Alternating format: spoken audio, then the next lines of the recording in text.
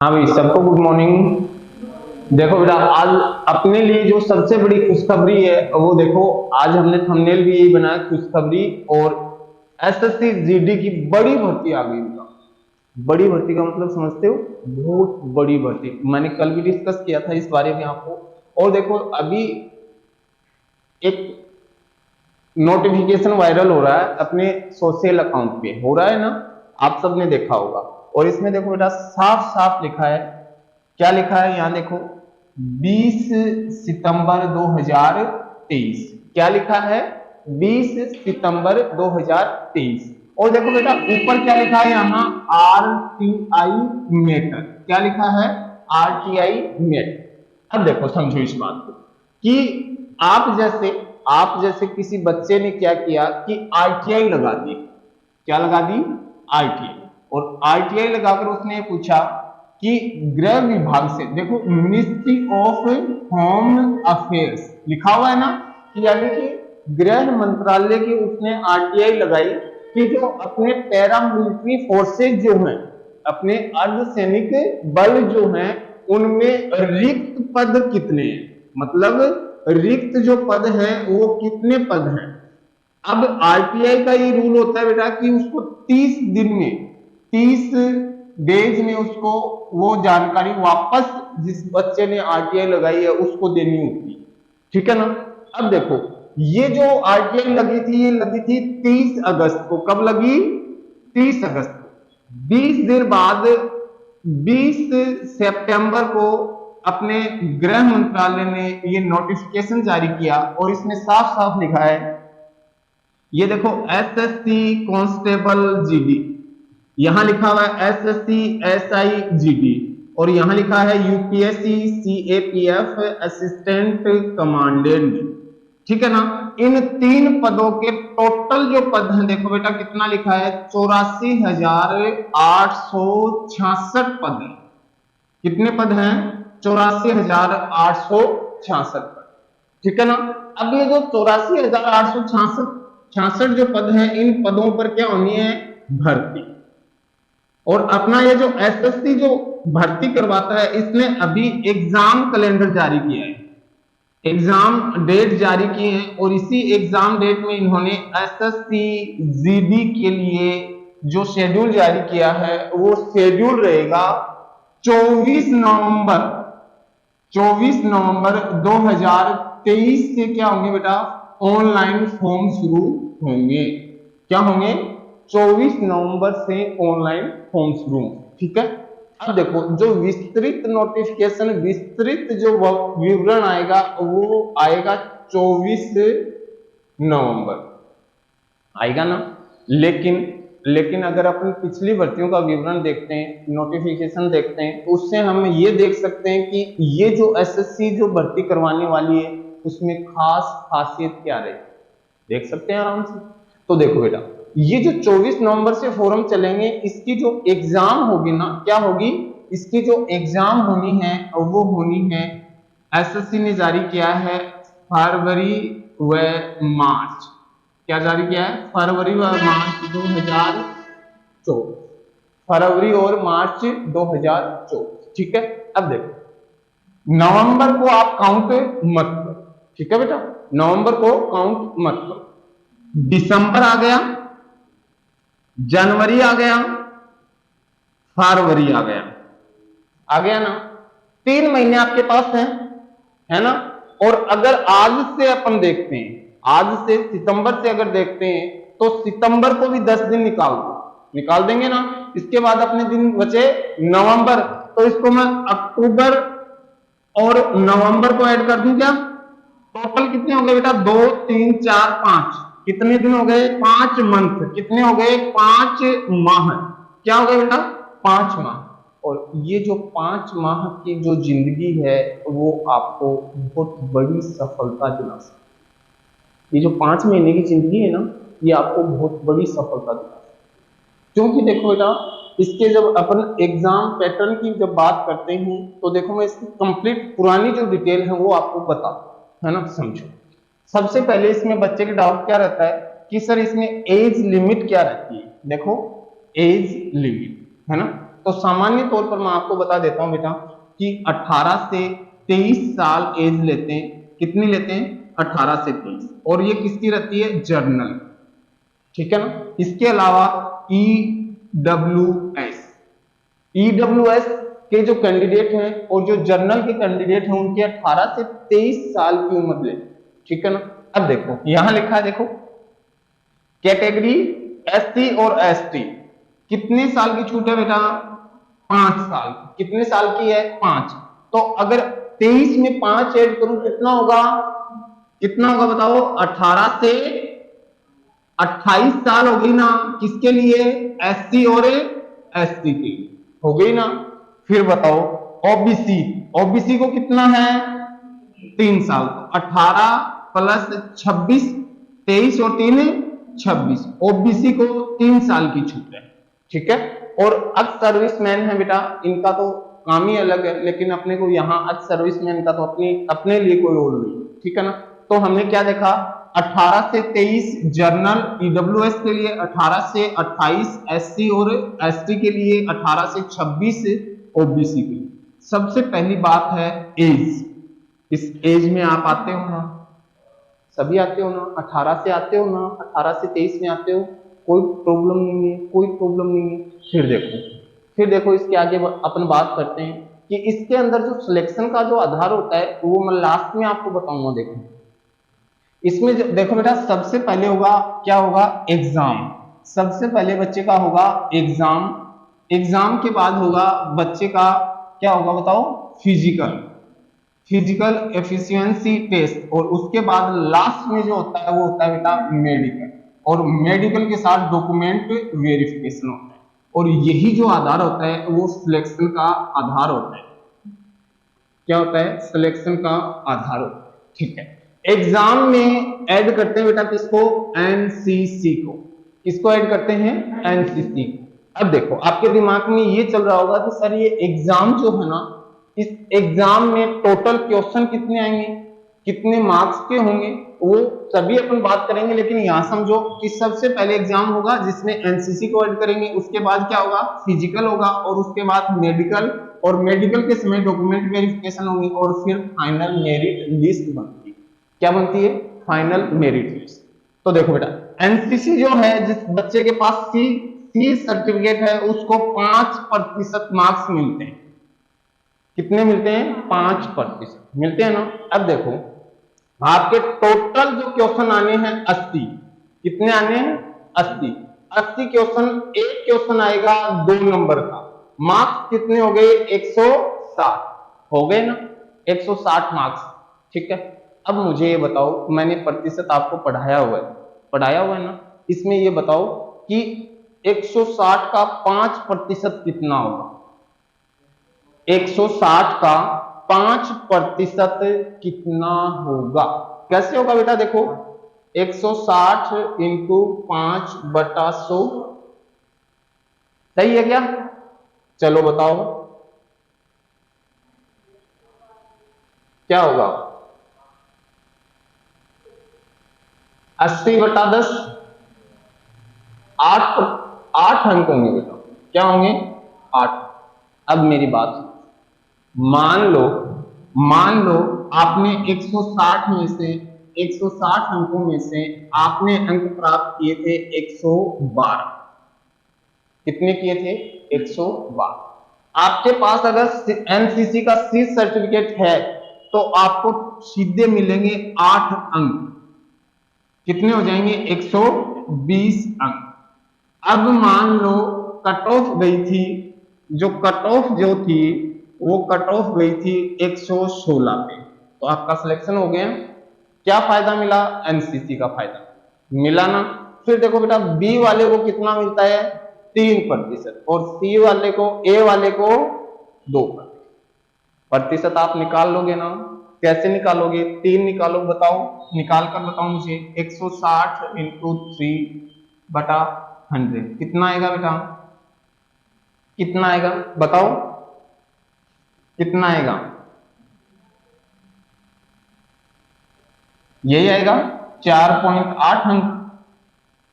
सही है क्या? यानी कि इसको तो मिलेंगे बेटा 8 अंक, इसको मिलेंगे 4.8 अंक मिलेंगे ना, और 2% में कितने मिलेंगे? 3.2। इतने अंक एनसीसी के मिलेंगे। अगर किसी बच्चे के पास एनसीसी है तो उसको ये अंक एसएससी देते हैं, ठीक है। फिर देखो इसके बाद जब अपन बात करते हैं तो इसमें देखो एग्जाम में क्या क्या, इसमें एग्जाम में क्या क्या। सबसे पहले जब अपन देखते हैं, देखो बेटा इसमें लिखा हुआ है पार्ट ए। क्या लिखा हुआ है? पार्ट ए, ठीक है ना। पार्ट ए में देखो जनरल इंटेलिजेंस एंड रीजनिंग, ठीक है। टोटल क्वेश्चन कितने आने बेटा? 20, ठीक है। मार्क्स कितने होंगे? 4। अब मुझे एक बात बताओ, जो दिल्ली पुलिस की अपन तैयारी कर रहे हैं ना, उसमें रीजनिंग के क्वेश्चन कितने आने हैं? कितने आने हैं? 25। अरे तो बेटा दिल्ली पुलिस ये तो आसान नहीं है क्या, है ना। सीईटी, राजस्थान स्टेट की सीईटी की तैयारी करते हैं, उसमें मैथ इतनी हार्ड आती है, उससे तो बहुत आसान है। 20 क्वेश्चन आने, अंक 40। दूसरा क्या लिखा है बेटा? General knowledge and journal awareness, ठीक है ना, जिसको अपन क्या सीधी भाषा में बोलते हैं जीके। और ये जीके आज भी अपन पढ़ रहे हैं, दिल्ली पुलिस में भी पढ़ रहे हैं ना। टोटल क्वेश्चन कितने आने हैं बेटा? 20। अंक कितने हैं? 40। अब मुझे ये बताओ, अपने जो दिल्ली पुलिस की अपन तैयारी कर रहे हैं उसमें इसका जो रेशियो रहता है वो रहता है बेटा 50 अंक, 50 क्वेश्चन रहते हैं ना। अरे तो बेटा 20 तो बहुत आसान होंगे अपने लिए, नहीं होंगे क्या? सेम मैटर है, जो दिल्ली पुलिस का मैटर है सेम मैटर है, एक एक शब्द भी चेंज नहीं करना है, ठीक है। फिर देखो एलिमेंट, अगला जो पार्ट है सी पार्ट जो है वो पार्ट है एलिमेंट्री मैथमेटिक्स। टोटल क्वेश्चन कितने हैं? 20। अंक कितने हैं? 40।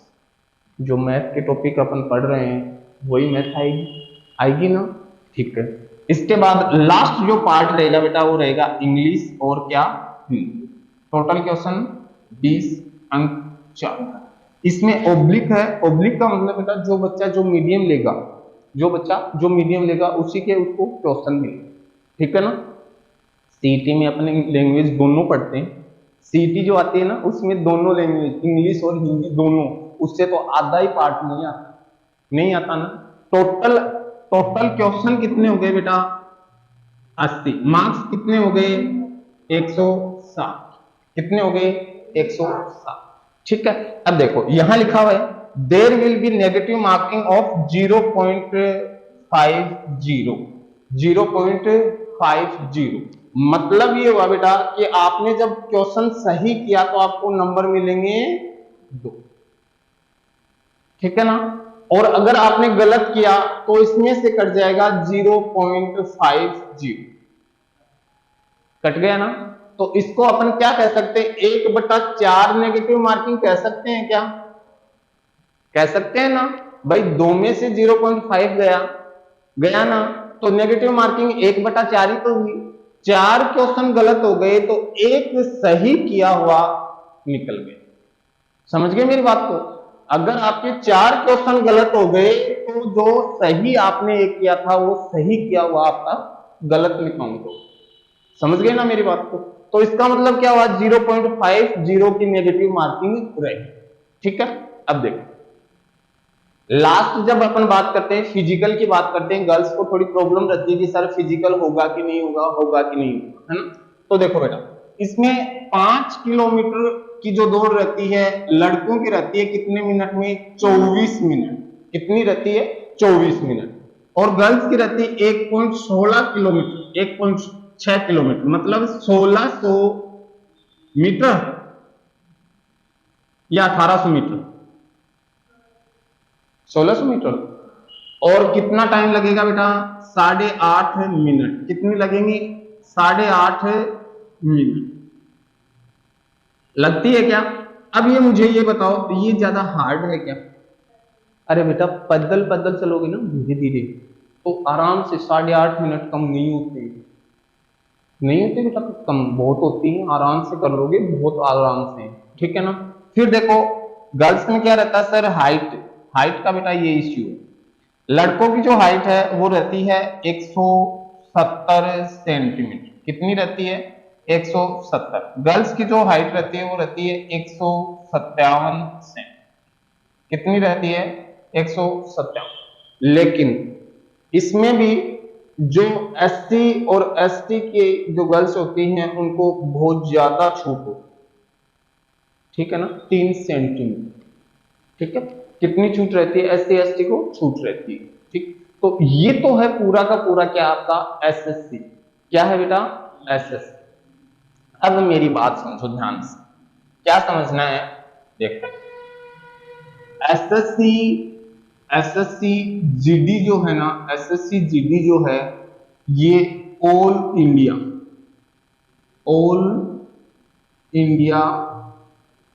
लेवल, जो ऑल इंडिया लेवल है उस ऑल इंडिया लेवल पर ये अपनी भर्ती को पूरा कर, ठीक है। मतलब अपने जो भारत के टोटल कितने राज्य हैं? 28 राज्य। इन 28 राज्यों के सभी बच्चे आएंगे, फॉर्म भर आएंगे ना। और अपने भारत की सबसे बड़ी जो भर्ती है वो कौन सी है? एसएससी जी, सबसे बड़ी भर्ती है जिसमें बहुत ज्यादा फॉर्म लगते, ठीक है। और सबसे बड़ी बात यह है कि बेटा इन जो 28 राज्य हैं ना, ये जो अपने 28 राज्य हैं, इन 28 राज्यों के लिए राज्यों के अकॉर्डिंग, राज्यों के अनुसार, राज्यों के अनुसार एसएससी सीटों का निर्धारण करती है। क्या करती है? सीटों का निर्धारण। अब इस बात को समझना, कैसे करती है? सीटों का निर्धारण कैसे करती है? कि हो सकता है कि गुजरात का जो बच्चा है वो 80 मार्क्स लाकर नौकरी लग जाए। क्या करे? 80 मार्क्स लाकर नौकरी लग जाए। और अपने जो राजस्थान का जो बच्चा है वो हो सकता है 140 मार्क्स लाकर भी ना लगे, ठीक है। इसका मतलब समझो कैसे। अगर कोई गुजरात का बच्चा है, एसएससी जो करता है बेटा, एसएससी जो है ये जो राज्य हैं उन राज्यों की जनसंख्या के अनुपात में सीटों का निर्धारण करती है। क्या करती है? जितने जनसंख्या है उस जनसंख्या के अनुपात में सीटों का क्या करती है? निर्धारण करती है। अब मान लो अपने राजस्थान में जो सीटें हैं वो सीटें तो कम आएंगी और कंपटीशन करने वाले बच्चे ज्यादा हैं, है ना। और गुजरात साइड में जो है जनसंख्या जैसे मान लो अधिक है और उसमें सीटें अधिक होंगी, बच्चे कंपटीशन करने वाले कम होते हैं। तो सबसे ज्यादा जो भारत में कंपटीशन है वो है सबसे ज्यादा बिहार, उसके बाद यूपी, फिर एमपी और फिर राजस्थान और लास्ट में हरियाणा। इन राज्यों में नौकरी लगना है ना, तो इसका मतलब है कि आपको बहुत जबरदस्त तैयारी करनी पड़ेगी जब जाकर आप, ठीक है ना। तो सबसे बड़ी बात क्या है कि बेटा ऑल इंडिया लेवल पर ये भर्ती है, राज्यों के अकॉर्डिंग आपकी सीटें निर्धारित होंगी। आपके राजस्थान की जो सीटें हैं उस पर जो लड़ाई होगी, जिन बच्चों की लड़ाई होगी राजस्थान के बच्चों की ही होगी, ठीक है ना। दूसरे स्टेट का कोई बच्चा नहीं आएगा। और अपनी जो सीटें हैं उन्हीं सीटों पर अपनी कट ऑफ जाएगी। हो सकता है कि हरियाणा की कट ऑफ अलग चली जाए, यूपी की अलग चली जाए, बिहार की अलग चली जाए, पश्चिम बंगाल की अलग चली जाए, उड़ीसा की अलग चली जाए। लेकिन अपने को जो लड़ाई लड़नी है किसके लिए लड़नी है? राजस्थान के लिए। और राजस्थान के जो बच्चे हैं उन्हीं को अपने को पीछे छोड़ना, ठीक है ना। दूसरा बेटा इसके लिए जो पात्रता है, शैक्षणिक पात्रता जो है, या इसको अपन बोल सकते हैं शैक्षणिक जो योग्यता है। क्या है? शैक्षणिक योग्यता जो है वो शैक्षणिक योग्यता इसमें केवल और केवल 10th पास। क्या है? 10th पास, और वो भी किसी भी मान्यता प्राप्त बोर्ड से, ठीक है ना। 10th पास बच्चा होना चाहिए, गर्ल्स बॉयज कोई भी हो, मार्क्स का कोई रोल नहीं है, बस तन्मयता से तैयारी करने लग जाओ, कोई आपको रोकने वाला नहीं।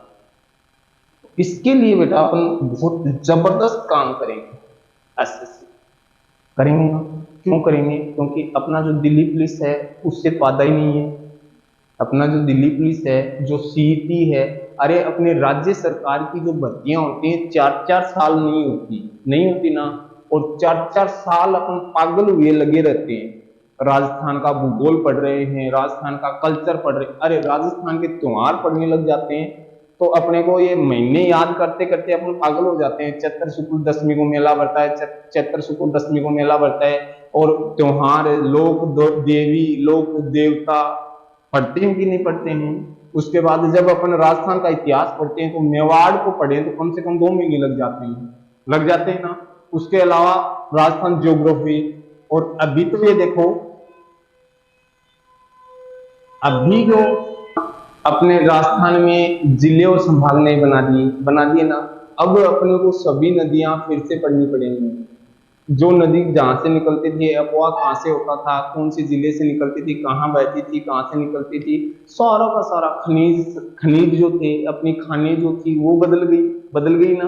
तो बहुत सारा राजस्थान का ज्योग्राफी एकदम से बदल गया। जिस दिन पढ़ेंगे ना उस दिन आप, नए बच्चों के लिए कोई इश्यू नहीं है, लेकिन जो पढ़े हुए बच्चे हैं ना उनके लिए बड़ी दुविधा, बहुत बड़ी।